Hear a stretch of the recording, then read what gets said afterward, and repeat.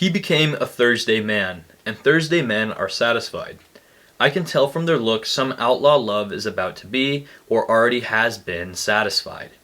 Weekends and other days of the week are possibilities, but Thursday is a day to be counted on. You cannot tell me that Abel Tesfaye did not read jazz at one point or another before writing that song. Alright, jokes aside, I'm the host, you're watching The Gray Medium, and today I'm going to be discussing Toni Morrison's jazz.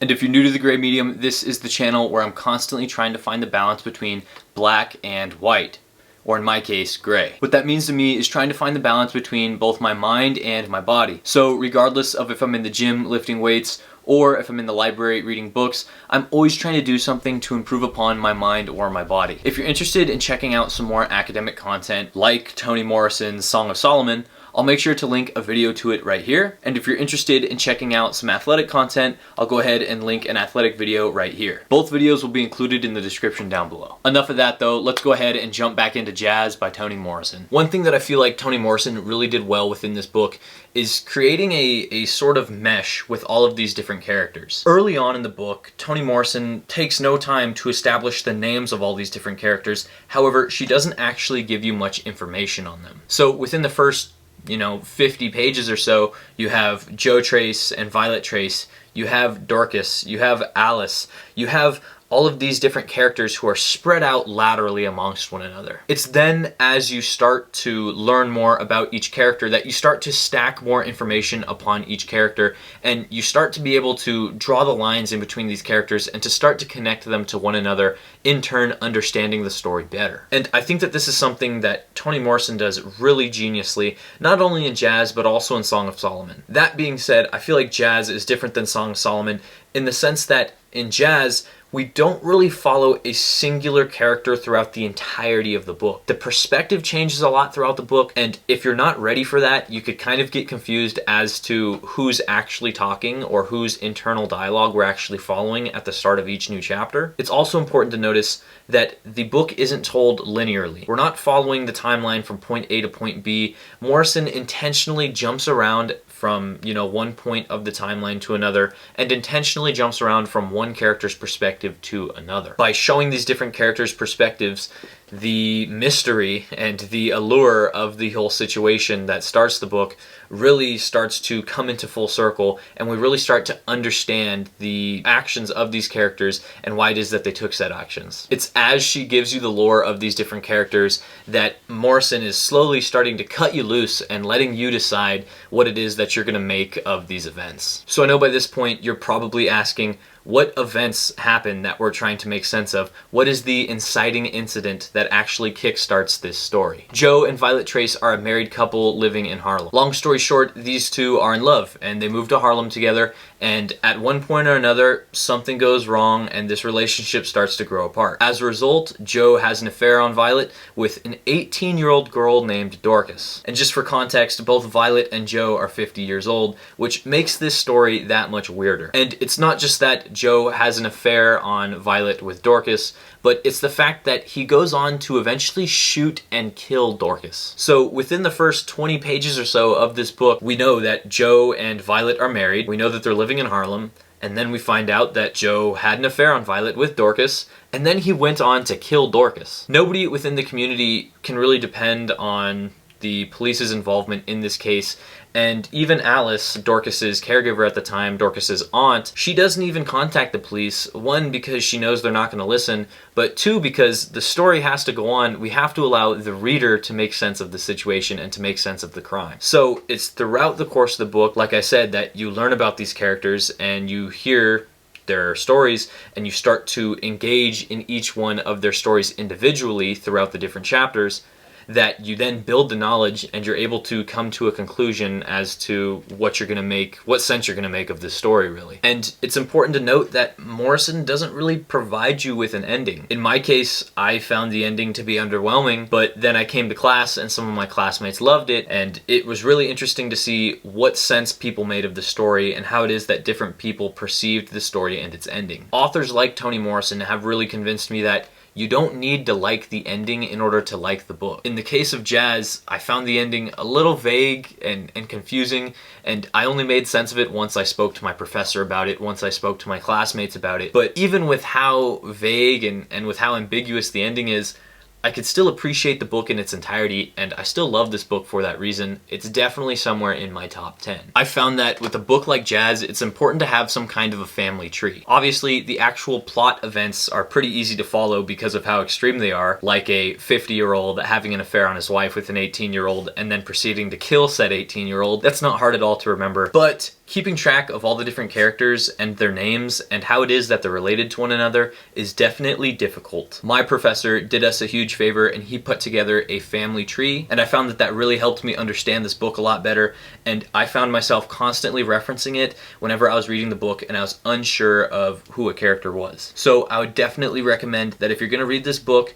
you keep some notes and you kind of keep some keep some sort of record of who these characters are and what their names are. That'll definitely make understanding this social network a lot easier as you read the book. Like I said with my Song of Solomon video, Toni Morrison's writing is just so in-depth and it's just so overwhelmingly detailed. I can't really explain the entirety of Jazz in one YouTube video. Even if I could, I would never do the book justice. So what I'm going to go ahead and do is I'm going to dive into Joe Trace as a character, and I just want to provide some of the lore. That way we could understand why it is that he is the way he is. So the lore that we're clued in on for Joe Trace later on in the novel seems really important, especially when you start recognizing that these are the 7 events that he claims are the 7 times he changed. So obviously nothing justifies Joe Trace's actions. He still had an affair on Violet, which is wrong. He still murdered Dorcas, which is wrong. Nothing that we could learn about him as a character makes what he did right. However, it does just give you some insight to him as a character, and it helps you understand his motives a lot better. So I'm going to go ahead and I'm going to read the 7 times that Joe changed as he explains them here in the novel. So the first major change that Joe Trace talks about took place in his childhood. Joe Trace obviously didn't have his parents in the picture, so he was raised by his friend Victory's parents. So while in school, Joe gets called on by his teacher, and she goes on to ask him what his last name is. He goes on and responds that his last name is Trace, so his full name is Joe Trace, simply because he was told that his parents left without a trace, which he took literally, and he assumed that he was the Trace that they left without of. It was a cool little play on words, but one way or another, Victory was kind of thrown off because he expected Joe to just claim the same last name that he had, especially considering that it was Victory's parents that were raising Joe. So Victory starts asking Joe who his mother is, to which Joe responds on page 124, "Another woman. She be back. She coming back for me. My daddy too." That was the first time I knew I thought that or wished it. So obviously a huge part of Joe Trace's identity is not actually knowing his parents and just naming himself Joe Trace. We learn even more about him with the second major change that he makes mention of. On the next page, page 125, the text states, "The second change came when I was picked out and trained to be a man, to live independent and feed myself no matter what. I didn't miss having a daddy because first off there was Mr. Frank, steady as a rock and showed no difference among any of us children. But the thing was, I was picked, Victory too, by the best man in Vesper County to go hunting with. Talk about proud making. He was the best in the country and he picked me and Victory to teach and hunt with. He was so good they say he just carried the rifle for the hell of it because he knew way before what the prey would do. How to fool snakes, bend twigs, and string to catch rabbits, groundhog, and some waterfowl couldn't resist." Essentially, Joe claims that the second change he underwent was when he was taught and mentored on how to hunt and how to live on his own by Henry Lestroy, otherwise known as Hunter's Hunter. So far, his 2 significant life changes were 1, being abandoned by his parents, and 2, being taught how to hunt by a, temporary father figure. On the next page, page 126, Joe makes mention of his third change. The text reads, "1893 was the 3rd time I changed. That was when Vienna burned to the ground. Red fire doing fast what white sheets took too long to finish. Canceling every deed, vacating each and every field, emptying us out of our places so fast we went running from one part of the country to another or nowhere." So with this third change that Joe Trace underwent, this is obviously a reference to the KKK, and this is a reference to how this fire that broke out in Vienna, that being his hometown, did what white sheets took too long to finish. Essentially, he's saying that his hometown was burned to the ground by racists who essentially wanted to flush the whole community out and get everyone out of that region. And it's not just the fact that he had to flee from his hometown as it was burned to the ground in an act of hate, but it was the fact that he's already familiar with white sheets, which obviously are representative of the KKK. It's representative of the fact that at a young age, he's already pretty desensitized to some pretty extreme violence. This continues on to his fourth major change, in which the text states, "I changed up again, the fourth time in 1906 when I took my wife to Rome, a depot near where she was born, and boarded the southern sky for a northern one. They moved us 5 times in 4 different cars to abide by the Jim Crow law." Joe continues with his fifth major change. The text states, "And I thought I had settled into my permanent self, the fifth one, when we left the stink of Mulberry Street and Little Africa. Then the flesh-eating rats on West 53rd and moved uptown." This is referencing how Joe moved from a more southern part of New York with Violet up into Harlem. Again, the trend here is that these changes so far, the first 5, have been tied to some kind of race or gendered expectation or some kind of trauma that Joe underwent, usually violence. On the next page, page 128, Joe makes mention of his sixth change. "Then long come a summer in 1917, and after those white men took that pipe from around my head, I was brand new for sure because they almost killed me, along with many more. One of those white men had a heart and kept the others from finishing me right then and there." And let's go ahead, we'll jump into that seventh change. We'll power through this one. The text reads, "And maybe that's what made me change again for the 7th time 2 years later in 1919 when I walked all the way, every gosh damn step of the way with the 369. So the sixth change goes along with the theme of what we've seen with all of these changes, that being that these changes are either tied to his race, his gender, or some kind of violent event. And the seventh follows suit as well, as it is referencing the 369, which is an all-black platoon that fought in World War II. That seventh change is when Joe participated in their march. Obviously, he didn't serve in war, but when they came back to New York City and they marched as a celebratory act, he claims that that was the seventh change that he underwent. So looking at all 7 of these changes, we have to recognize how every single one of them is either tied to some kind of trauma that Joe has, or it's tied to his race or his gender in one way or another.